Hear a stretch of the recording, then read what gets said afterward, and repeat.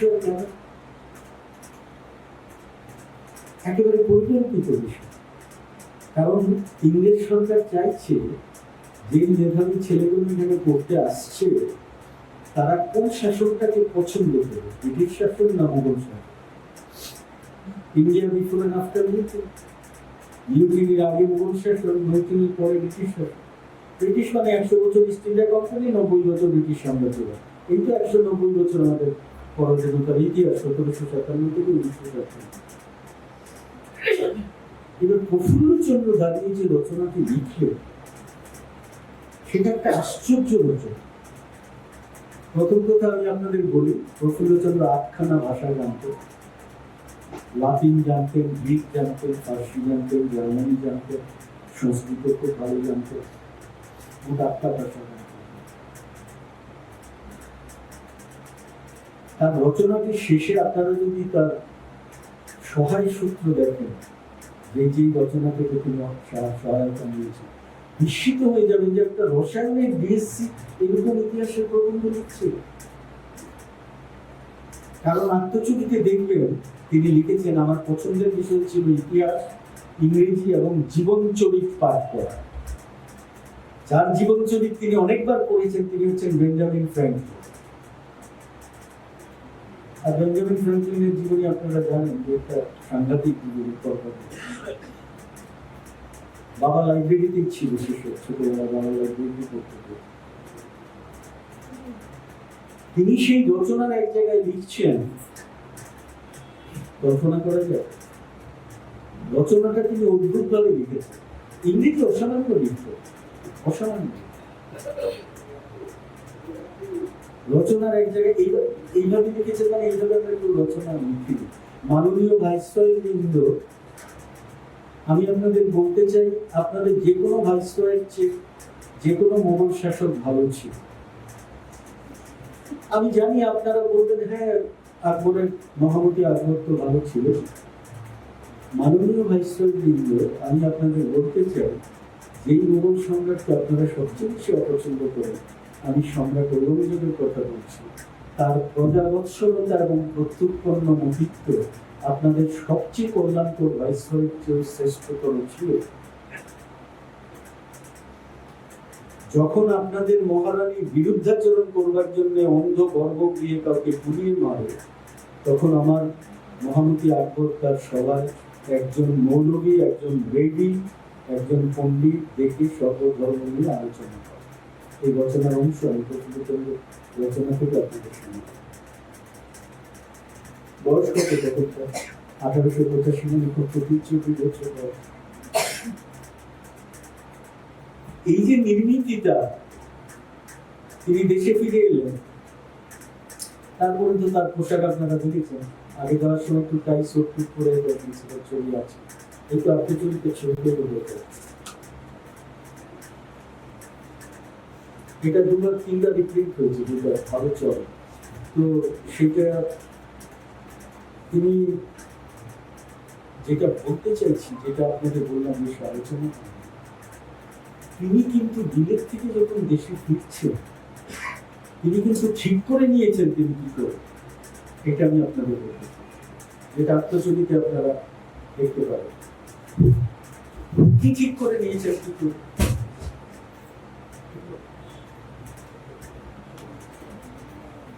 দেখুন, অনেক পরে প্রফুল্লচন্দ্র বলেছেন এই হিস্ট্রি অফ ইন্ডো কেমিস্ট্রি যখন লিখছেন,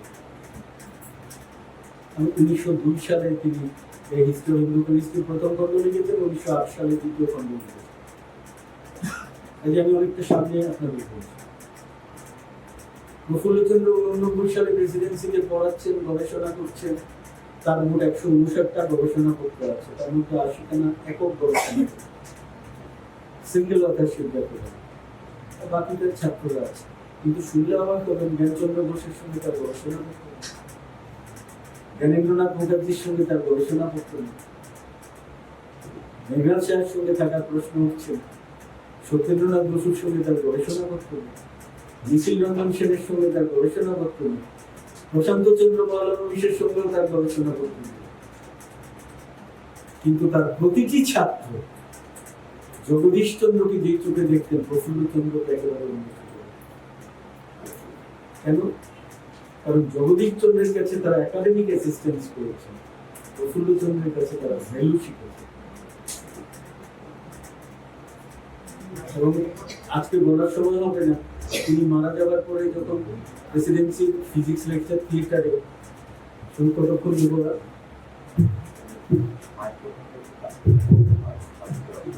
আপনার মধ্যে শেষ করতে হবে।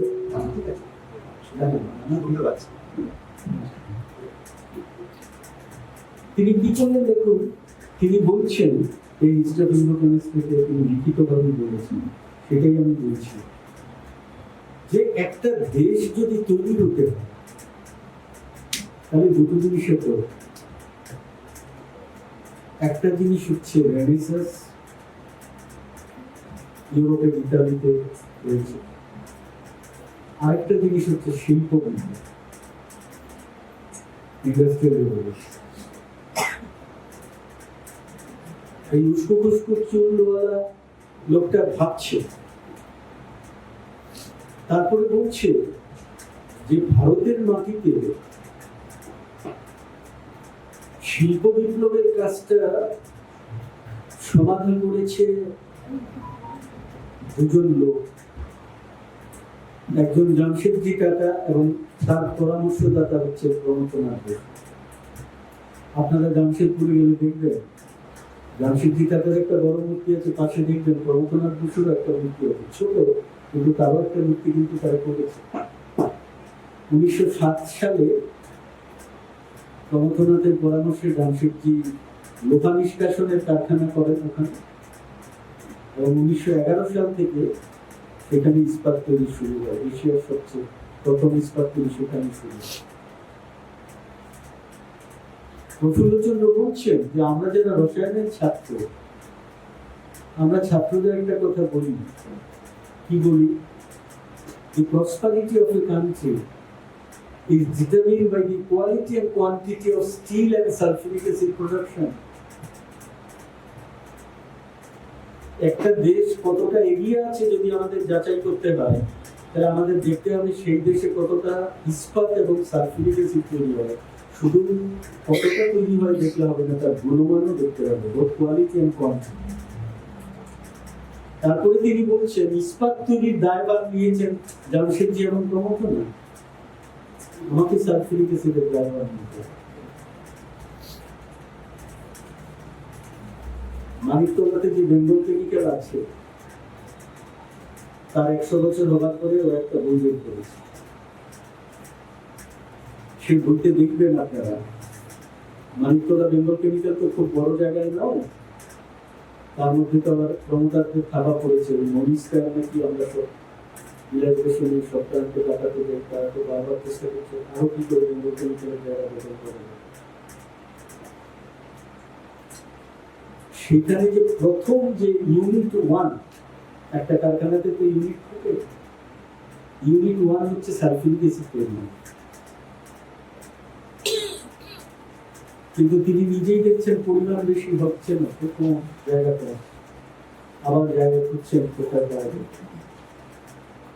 তারপরে তিনি পানিহাটিতে বড় জায়গা পেলে, জানেন আপনারা, পানিহাটিতে গিয়ে বড় বেঙ্গল কেমিক্যাল তৈরি করে, এবং সেখানেও যে তিনি ইউনিট 1 তৈরি করেছিলেন সেটা সালফিউরিক অ্যাসিড তৈরি ইউনিট, যেখানে পরিমাণ অনেক বেশি তৈরি হয়েছে।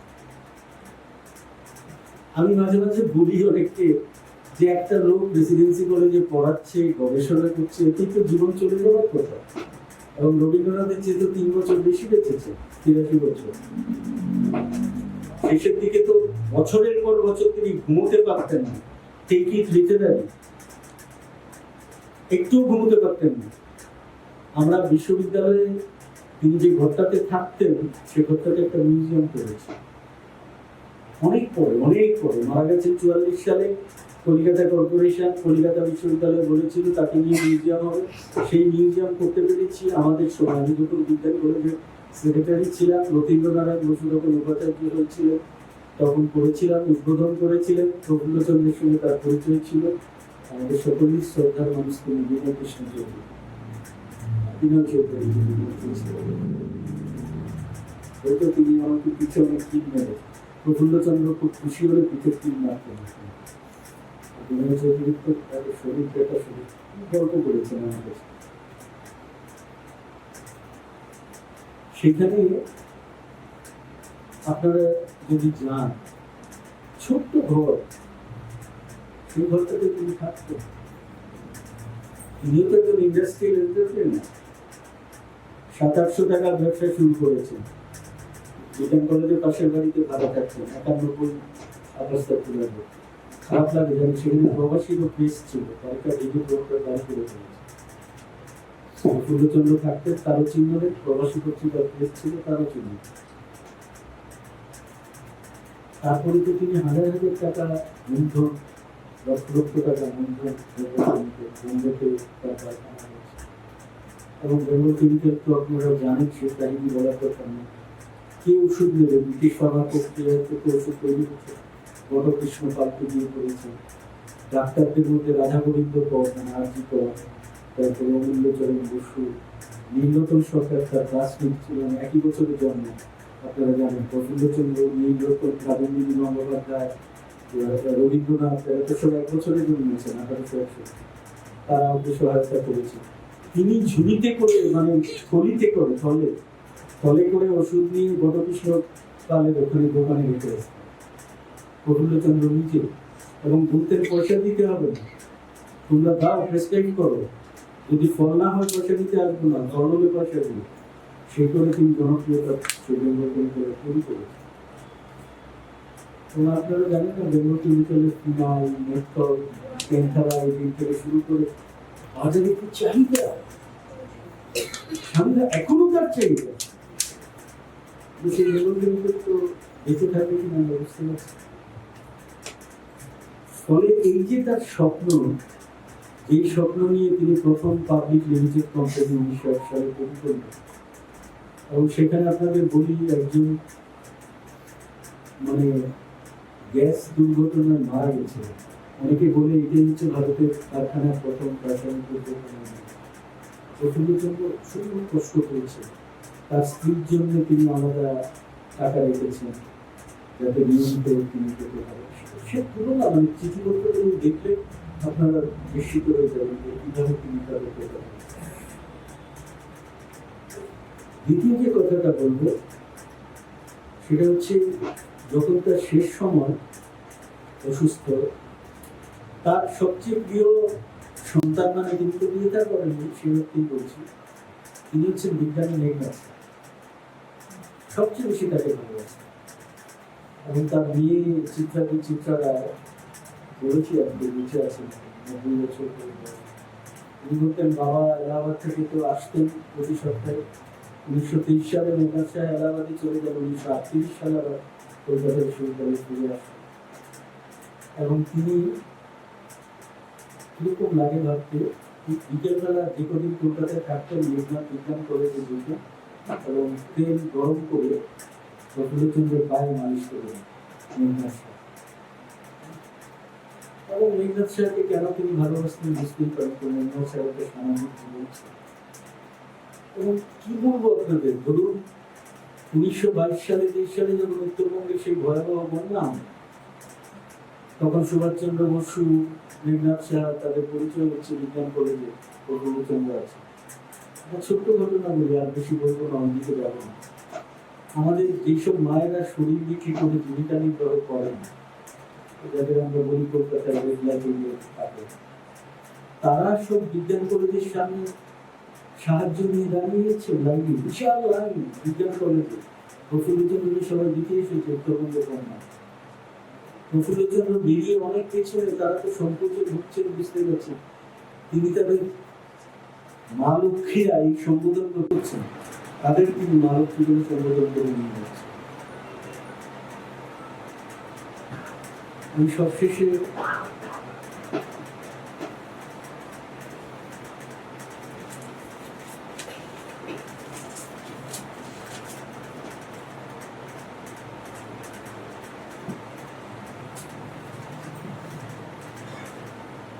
দুটো ঘটনা বলবো তার জীবন থেকে, বলে শেষ করতে চাই। বইয়ে যাবে না আপনারা পড়লে, বইয়ে 18-19টা পরিচ্ছেদ আছে, প্রথম অংশ, দ্বিতীয় অংশ আরো আছে, দুটো আছে। সেগুলো আমি বলছি না, সেটা বই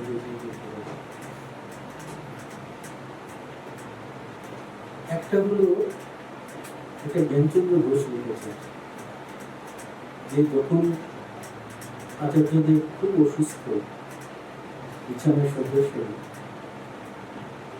তখন কথা বলতে পারছেন না। একদিন আমাকে বললেন, মানে মুখের সামনে কানটা ধরতে, আমি জ্ঞানচন্দ্র ঘোষের লেখাটা করেছি।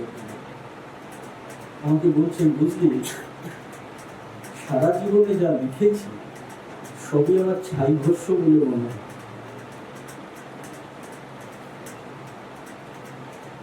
তবে আমার একটা কাজ মনে হয় বেঁচে থাকবে, সেটা হচ্ছে হিন্দু রসায়নের ইতিহাস, হিস্ট্রি অফ হিন্দু। এই বইটা সম্পর্কে আপনারা জানেন, এই বইটা 2001 সালে যখন তার শতবর্ষ হয়, আমি এই বইটা নতুন করে দুটো খন্ডে এডিট করে বই করেছিলাম। আমার মনে পড়ে ডক্টর কালাম প্রত্যেক খবর পেয়েছিলেন, রাষ্ট্রপতি ছিলেন, তিনি একটা বই চেয়েছিলেন, আমরা তাকে পাঠিয়েছিলেন, তিনি আমার কৃতজ্ঞতা পত্র পাঠিয়েছিলেন। এখন নেই, মানে আউট অফ প্রিন্ট, তার ছাড়বো না আমরা। তবে কলিকাতা বিশ্ববিদ্যালয়ে দুটো খন্ড আলাদা আলাদা করে ছেপেছিল কয়েক বছর আগে, এখন আছে কিনা বলতে হবে। এখন এই বইটার সম্পর্কে আপনাদের আমি সময় নেব, 8টার মধ্যে শেষ করবো, মিনিট 15 আছে। এটা হচ্ছে একজন রসায়ন বিজ্ঞানী ছিলেন, তার নাম হচ্ছে মার্সেলিন বার্থেল। মনে রাখবেন, রসায়ন বিজ্ঞানের ইংরেজি আমরা কেমিস্ট্রি বলি, তো রসায়ন বিজ্ঞানের আরেকটা ইংরেজি ছিল, শুনলে অবাক হবে, ফ্রেঞ্চ সায়েন্স, মানে ফরাসি বিজ্ঞান। ফ্রেঞ্চ সায়েন্স লিখলে লোকে বুঝতো কেমিস্ট্রি। কেন জানেন? তার কারণটা ছিল, কারণ রসায়নে যিনি আধুনিকতা দান করেছেন তিনি হচ্ছেন ল্যাভোইসিয়ার, আন্তন ল্যাভোইসিয়ার, যাকে 52 বছর বয়সে গিলোটিনে মেরে ফেলা হয়। সেও একটা সাংঘাতিক কাহিনী, আজকে বলতে গেলে আমি লিখেছি তাকে নিয়ে একটা আলাদা বই। মানে রাজাকে চিঠি লিখেছিল, ওই ফরাসি বিপ্লবের পরে তো একটা সময়ের জন্য একটু অ্যানার্কিক সিচুয়েশন তৈরি হয়েছিল, তো যাদের ধরে ধরে নিয়ে গেছিল তাদের মধ্যে জেলে যারা ছিল তারা একটা চিঠি লিখেছিলেন রাজাকে যে তুমি আমাদের সব মেরে ফেলো, আমরা কিছু অপরাধ করিনি, তুমি যদি মনে করো অপরাধী মেরে ফেলো, একটা লোককে বাঁচিয়ে রাখো, কারণ সভ্যতাতে তার অনেক কিছু দেওয়া আছে। তিনি হচ্ছেন আন্তন ল্যাভোইসিয়ার। এখন রাজা বুঝে গেলেন কি করতে হবে, রাজা বাকিদের সব ছেড়ে দিলেন, ল্যাভোইসিয়ারকে মেরে ফেলেন। করবার কথা। ফলে যেহেতু তিনি রসায়নের মডার্নিটি দান করেছেন, সেই জন্য একসময়, মানে 18th সেঞ্চুরির শেষে 19th সেঞ্চুরির শুরুতে অনেক রসায়নের গবেষণাপত্র দেখবে কেমিস্ট্রি লেখা নেই, ফ্রেঞ্চ সায়েন্স লেখা আছে। মার্সেলিন বার্থেল ছিলেন ফরাসি বিজ্ঞান একাডেমির সচিব এবং ওয়ার্ল্ডের একজন আউটস্ট্যান্ডিং সায়েন্স হিস্টোরিয়ান। আউটস্ট্যান্ডিং রসায়ন বিজ্ঞানী তো বটেই, এই যে আমরা হাই সেকেন্ডারিতে পড়াই না, কি বলবো, মিথাইল অ্যালকোহল থেকে ইথাইল অ্যালকোহল, মিথেন থেকে এসিটিলিন থেকে বেনজিন, এসব পড়ি না আমরা কনভার্সন, তার প্রায় সবকটাই বলতে পারেন মার্সেলিন বার্থেল করেছে। কেন করেছিলেন জানেন?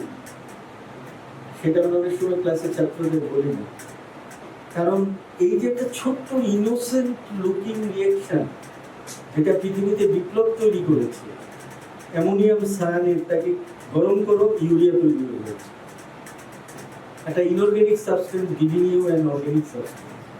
পৃথিবীতে অর্গানিক সাবস্টেন্সের গবেষণা বহুদিন বন্ধ ছিল, যেই এটা হলো সব লাফিয়ে পড়লো গবেষণা। কে করেছিলেন?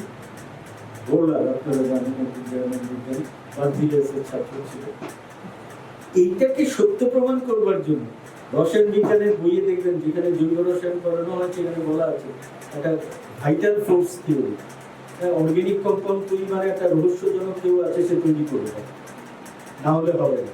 কিন্তু এটাতে দেখা যাবে যে না, বিজ্ঞানীরা হাতে কলমে করতে পারে, গবেষণা করে। এখন তো ডিএনএও করা যায়, করা না তো ডিএনএ তৈরি করেছেন, যার জন্য নোবেল পুরস্কার পেয়েছে। এর জন্য এই সমস্ত কনভার্সন, ছোট্ট ছোট্ট ছোট্ট ছোট্ট অর্গানিক কনভার্সনগুলি মার্সেলিন বার্থেলের করা। আর কি, আরব এবং সিরিয়া, আরব আপনারা জানেন একটা প্রাচীন সভ্যতা, সিরিয়া একটা প্রাচীন সভ্যতা। পৃথিবীতে 4টে প্রাচীন সভ্যতা, চীন, আরব, গ্রিস এবং ভারত। এই চারটে প্রাচীন সভ্যতা। আরব এবং সিরিয়ার সভ্যতার পৃথিবীর 1 নম্বর এক্সপার্ট ছিলেন মার্সেলো দাফো। এবার তিনি যখন ইতিহাস বই লিখছেন, এসব পাবেন, আত্মচরিত্র পাবেন, যখন লিখছেন তখন তিনি হঠাৎ করে প্রফুল্লচন্দ্রকে একটা চিঠি দেন। কত, এটার ওই 1890 পরে 91 দিয়ে বললেন যে আমি এরকম একটু ইতিহাস লিখছি, তো তোমাদের সভ্যতাও তো খুব উন্নত ছিল, এই সভ্যতাও উন্নত ছিল, আরব সভ্যতা। তুমি যদি আমাকে কিছু তোমাদের বৈদিক সাহিত্য থেকে রসায়নের কিছু তথ্য দিতে পারো, তাহলে আমি একটু মেলাবার চেষ্টা করব যে বড় সভ্যতার বিজ্ঞান বিকাশ কি কারণে ঘটে এবং অধঃপতন কি কারণে ঘটে। খেয়াল করবে, শুধু তথ্য না, ঐতিহাসিকদের কাজ শুধু তথ্য লেখা না। তিনি তো একেবারে উল্লসিত, কারণ তখন তাকে কে চেনে, ওটা এডিনবরা থেকে এসেছেন, ঠিক আছে, বিএসসি করে এসেছেন, পড়াচ্ছেন, জগদীশবাবু পড়াচ্ছেন, ঠিক আছে। তিনি তখন নিজে তো সংস্কৃত খুবই ভালো জানতেন, প্রকৃত পণ্ডিতরাই তো বোঝেন অন্যের সহায়তা নেবে। তিনি তখন নবকান্ত কবিভূষণ বলে একজন সংস্কৃত বিশেষজ্ঞ তার সহায়তা নিয়ে প্রাচীন বৈদিক রসায়ন শাস্ত্রের কিছু পাণ্ডুলিপি ঘাটাঘাটি করে, আমি আর নামটা বলছি না, দেখে নেবেন আছে, তিনি মার্সেলোর কাছে একটা লেখা পাঠালেন, নোট মতো একটা পাঠালেন। আমরা সবাই জানি সত্যেন্দ্রনাথ বসু আইনস্টাইনকে গবেষণাপত্র পাঠিয়েছিলেন, আইনস্টাইন জার্মান ভাষা ব্যবহার করে চাপিয়েছে, সবাই জানি। কিন্তু আমরা অনেকে জানি না সত্যেন বসুর মাস্টারমশাই তার জীবনে এরকম ঘটনা আছে। তিনি যখন এটা বার্থেলোকে পাঠালেন, বার্থেলো এটাকে ফরাসি ভাষায় অনুবাদ করলেন, করে লা সাভান্ট নামে একটা ওদের বিখ্যাত জার্নাল আছে, সেখানে ওটা ছাপিয়ে দিল এবং তাকে বললেন, বার্থেলো তাকে বললেন প্রফুল্লচন্দ্রকে, যে আমি চাইবো তুমি আগামী দিনে ভারতের রসায়নের ইতিহাস নিয়ে কিছু গবেষণা করো। এবার আপনারা যদি এই বছর ভিত্তিক প্রফুল্লচন্দ্রের গবেষণাপত্রের সংখ্যা দেখেন, আমার ওই দুটাতে আছে বিপুলে, তাহলে দেখবেন একটা সময় গ্যাপ আছে, মানে কম রসায়নের গবেষণাপত্র বেরিয়েছে, কারণ সেই সময় তিনি বিজ্ঞানীদের ইতিহাস নিয়ে চর্চা করছেন। এই হিস্ট্রি অফ হিন্দু কেমিস্ট্রি প্রথম খণ্ড 2 সালে বেরোল। এই বইটাতে তিনি একটা আলাদা চ্যাপ্টার লিখলেন, emergence of scientific spirit, emergence of technology and decline of scientific spirit এর উপর নাম। অর্থাৎ মানেটা কি করে ভারতের বিজ্ঞানের উন্নতি ঘটেছিল, তারপর কি করে অবক্ষয় ঘটে। এবার আমি যে কথাটা বলছি খেয়াল করবেন, পৃথিবীতে তিনি হচ্ছেন প্রথম ঐতিহাসিক বলছি যিনি শুধু তথ্যের পর তথ্য লেখেন। একটা সভ্যতা কেন বিকশিত হয়েছে বলছে, সেই সভ্যতা কেন অধঃপতন ঘটেছে তা বলছে। বিকশিত হবার পেছনে তিনি বলেছেন যে কথাটা আগে বললাম, যে একটা সমাজে যখন আমাদের কি মনুস্মৃতিতে চতুর্বর্ণ ব্যবস্থা, কিন্তু সেটা তো জাতপাত ভিত্তিক ব্যবস্থা, কিন্তু তার আগেও আমাদের ক্যাটাগরি ছিল।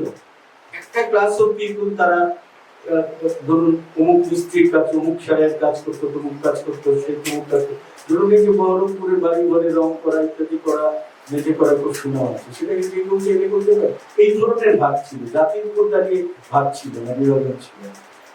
কিন্তু মনুস্মৃতি ইত্যাদি তৈরি হওয়ার পরে সে তো অন্য ইতিহাস সেইভাবে চলে। প্রফুল্লচন্দ্র লিখছেন যে আমাদের দেশের বিজ্ঞানের অধঃপতনের কারণ হচ্ছে, আমি তার বই থেকে বলছি আপনাদের, তারই উল্লেখ এখানে পাওয়া যাচ্ছে। প্রথম কারণ হচ্ছে, যেদিন থেকে মানুষ মাথার কাজকেই সব ভাবতে শুরু করবে, হাত পায়ের কাজকে অবহেলা করতে পারে, সেদিন থেকে বিজ্ঞানের অবক্ষয় শুরু। মাথার কাজ হচ্ছে রেনেসা, হাত পায়ের কাজ হচ্ছে ইন্ডাস্ট্রি। আগে আপনাদের বলেছি, এই দুটি যদি না হাত মেলা, তাহলে কোনো দেশের উন্নয়ন সম্ভব। আমরা পরীক্ষার খাতা দেখলে অনারিয়াম পাই, তাই না? যাই দেখো আমাদের মাস্টার, কিন্তু আপনার বাড়িতে যদি গাড়ি রং করে জ্বালাতলি করে গান সন্ধ্যাবেলা কি দেন আমাকে আমরা মজুরি করি, তাই না? আমরা আমরা অন্যদের কথা ছিল সমাজের ভেতর কি আছে ইন্টেলেকচুয়াল লেবার এবং ফিজিক্যাল লেবার তাকে কোন চোখে দেখি আমরা। প্রফুল্লচন্দ্র বলেছেন এটা 1 নম্বর। আমরা বলছি প্রফুল্লচন্দ্র বলেছেন। দ্বিতীয় কারণ কি বলেছেন? বিপ্লবী মানে আজ থেকে 103 বছর আগে শঙ্করাচার্য যে দর্শন প্রচলন করেছে, শঙ্করাচার্য মায়াবাদ, তুমি যা দেখছো সেটা সত্য নয়, সত্য অন্য জায়গায় লুকিয়ে আছে। এটা ভার্চুয়াল, রিয়েলটাকে ভার্চুয়াল বলছি আমি। যেদিন থেকে এই ভাবনা বাংলার মাটিতে ঘরে ঘরে পৌঁছতে শুরু করল, সেদিন থেকে বাংলার মানুষের অনুসন্ধিৎসা খিদ থেকে খিদতর হয়ে পড়ল, এবং যখন মানুষের মস্তিষ্কে জিজ্ঞাসার বদলে বিশ্বাস জায়গা নেয়, তখন অনেক কিছুই হতে পারে, কিন্তু বিজ্ঞান চর্চিত হতে পারে। কোথায় মানুষ কি ছিলেন এবার ভাবুন।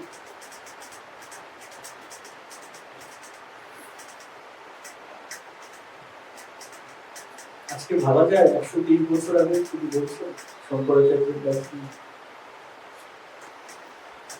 তিনি তো প্রাচীন ভারতীয় ঐতিহ্যকে কোথাও অশ্রদ্ধা করেন। পড়লে দেখবেন শ্লোকের পর শ্লোক সংস্কৃত শ্লোক আছে, কোথাও অশ্রদ্ধা করে। কিন্তু বলছেন দর্শনগত জায়গায়, চিন্তার জায়গায় এই যে বিপদটা তৈরি হয়েছিল, এটাই হচ্ছে ভারতীয় বিজ্ঞানের এবং সভ্যতার অক্ষয়ের কারণ। যেটা এখন জাগিয়ে তোলার চেষ্টা হচ্ছে, সেটা আবার অন্য আলোচনা খানিকটা করে রাখার।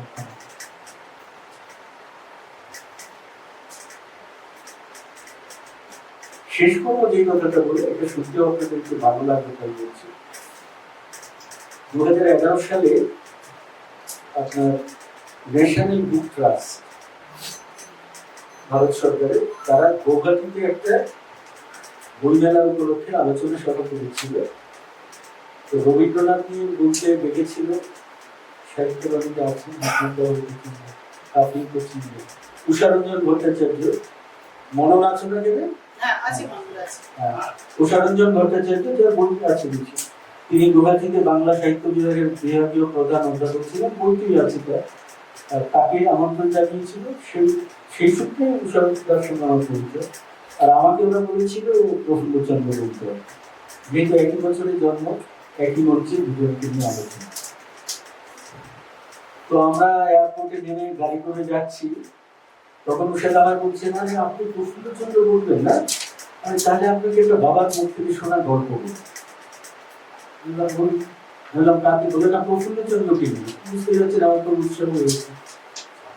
শুনে নাম, আমার বাবা ঢাকা বিশ্ববিদ্যালয়ে পড়তেন, মাস্টারমশাই ছিলেন হরপ্রসাদ শাস্ত্রী। 1921 সালে ঢাকা বিশ্ববিদ্যালয়ে তৈরি হয়েছে, বিশ্বভারতী দুটোই তো একই বছরে তৈরি হয়েছে। তো হরপ্রসাদ বাবু একবার ক্লাস টাস হয়ে গেছে, তিনি বাইরে কোথায় গেছেন, অনেকদিন থাকবেন না কল্পনা। তো আমার বাবার পরীক্ষা হয়ে, বাবা সংস্কৃতের ছাত্র ছিলেন, সব পরীক্ষা প্রথম হয়েছে। তো বাবাকে বললো, শোন উত্তর কিছু করার নেই, তুই একটু ছাত্রদের পড়িয়ে দিচ্ছে, এমএ পরীক্ষা হয়ে গেছে, একটু পড়িয়ে দিল। তো বাবাকে উৎসাহ করে পড়িয়েছে। তো হরপ্রসাদ বাবু কিছুদিন পরে ফিরে এসেছে, ফিরে এসে বললো, আরে তুই একটা চাকরি দরকার। তখন যেরকম হতো বুঝতেই পারে। তো বলেছে একটা কাজ করি, শোন, এই প্রফেসর রায় উনি বাগেরহাটে একটা কলেজ করেছেন, বাংলাদেশের বাগেরহাট। আমি দেখেছি কলেজটা, এখন প্রফুল্লচন্দ্রের নামই কলেজ, সেটার নাম তখন ছিল বাগেরহাট কলেজ। তো তিনি আজীবন ওটার সভাপতি ছিলেন, পরিচালনা মন্ডলীর সভাপতি ছিলেন। তো বাগেরহাট কলেজে তিনি বলছিলেন একজন সংস্কৃতের অধ্যাপক লাগবে, তো আমি একটা তোকে লিখে দেবো, চিরকুট লিখে দেবো, তুই এটা নিয়ে প্রফেসর রায়ের কাছে যাবি, তো চাকরি হয়ে যাবে, তো রেজাল্ট ভালো আছে। তো বিজ্ঞান কলেজ তো আপনারা দেখেছেন, আমাদের রসায়ন একটা লম্বা করিডোর আছে, আর একদম কোনার ঘরে প্রফুল্লচন্দ্র বসত, যেখানে এখন আমরা মিউজিয়াম করেছি। তো বলছেন জানেন, বাবা বললো যে বাবা তো ওই চিরকুটটা নিয়ে গেছে, ভেতরে ঢুকেছে, মানে যিনি ছিলেন তাকে দেখা শুরু করতেন, তাকে বলে ঢুকেছে। ঢুকবার পরেই প্রফুল্লচন্দ্র চেঁচিয়ে বলছে, কে তোমাকে ভেতরে আসতে বলেছে, বেরো এক্ষুনি। Unlikely of course. তো বলছে আমার বাবা তো কাঁদতে কাঁদতে চলে আসছে। লোক খানিকটা এগিয়েছে পরে, যে মানুষটি দরজায় থাকেন সহায়ক, তিনি আমার দৌড়ে এসেছেন, বললো স্যার আপনাকে ডেকেছে। আরেকবার বলছে আমি তো আরো ভয় পেয়ে গেছি যে আরো কি বলবো আমাকে। তারপরে ঢুকবার পরে বাবাকে কি বললো জানেন? বাবাকে এক গাল হেসে বললো, বাবা তুমি দুঃখ পেয়ে না, আসলে তুমি তো সংস্কৃতে বাস করেছো, আমি দেখতে চাইছিলাম তুমি মাথার পেছনে ঠিকই রাখো, কিন্তু আমি কি করে বলি তোমাকে ঘুরে দাঁড়াও দেখি ঠিকই আছে কিনা। তারপর যে কথাটা বলেছে শুনি, যিনি এত বড় সংস্কৃত পণ্ডিত, দেখো বাবা তোমার মাথার পেছনে যদি ঠিকই থাকে, তাহলে যেই হরপ্রসাদই চিঠি দিই তোমাকে আমি চাকরি দিতে হবে। একটা মানুষ এত যত্ন করে সংস্কৃত ভাষা চর্চা করেছে, কিন্তু মানুষটা ভাষাকে কোন চোখে দেখছে। দেবীপ্রসাদ চট্টোপাধ্যায় আমাকে দুঃখ করে বলেছেন, আমি সংস্কৃতটা ঠিক মতো শিখতে পারলাম না। কি বলবো, পায়ের কাছে শুনে অবাক হয়ে গেছি, এই মানুষ এরকম কথা বলছেন, যিনি সুশ্রুত সংহিতা পড়েছেন, যিনি চরক সংহিতা পড়েছেন, পড়ে বই লিখেছেন। ওখানে বলেছি আজকের আলোচনায়, মেঘনাথ স্যার মেয়ে বলতেন, বাবা এসে দুঃখ করতেন, বুঝলি আমি বৈদিক সংস্কৃতটা কিছুতেই আয়ত্ত করতে পারি না, কারণ বৈদিক সংস্কৃত ইজ টাফ, আরো বেশি টাফ। এই যে বললাম পৃথিবীর প্রথম বিজ্ঞান ঐতিহাসিক, এটাকে আমি বললাম আর হয়ে গেল তা না। গ্রিক বিজ্ঞানের যিনি সেরা ঐতিহাসিক তার নাম বেঞ্জামিন ফ্যারিংটন। মার্সেলিন বার্থেলো বললাম, গ্রিক বিজ্ঞানে বেঞ্জামিন ফ্যারিংটন বললাম। চীন দেশের বিজ্ঞান ইতিহাসের 1 নম্বর মানুষ হচ্ছেন জোসেফ নিডাম। আপনারা তার জীবনী পড়ে দেখবেন, জোসেফ নিডাম তার স্বামী স্ত্রী হচ্ছে রয়্যাল সোসাইটির প্রথম ফেলো, যারা স্বামী স্ত্রী একসঙ্গে ফেলো হয়েছিল। তার যে এমব্রায়োলজি বা ভ্রূণতত্ত্ববিদ্যার উপর কাজ, সেটা টেক্সট বইয়ে পাঠ্য। এত বড় বিজ্ঞানী তিনি ঠিক করলেন 7 দিনের একটা ভ্রমণে গিয়ে যে চীন দেশে গিয়ে তিনি ঠিক করলেন চীনের ভাষা শিখবেন, জটিলতম ভাষা। আমি চীনে গেছি কবে 11 না 12 করে গেছিলাম। তারা বলছেন যে অল্প অল্প আলফাবেট দিয়ে তারা করবার চেষ্টা করছেন, এখনো হয়নি। এবং একটার পর একটা খণ্ড তিনি বের করছেন। বইগুলোর নাম কি? Science and society in China. দেখবেন আমার ধারণা এখন 19 খণ্ড বোধহয় বেরিয়েছে। বেঁচে নেই, নিজাম তো মারা গেছে। নিজামের নামে ওরা ইনস্টিটিউট করেছে, চীনটাকে গভীর শ্রদ্ধা করে। নিজাম দেবীপ্রসাদ বাবুর যে বই history of science and technology in ancient India volume 1, the beginnings বলে 1986 সালে বেরিয়েছে, নেচার পত্রিকায় রিভিউ হয়েছিল, বিজ্ঞানের সর্বশ্রেষ্ঠ জার্নাল। আমি তখন বিদেশে, সেখানে বসে পড়েছিলাম।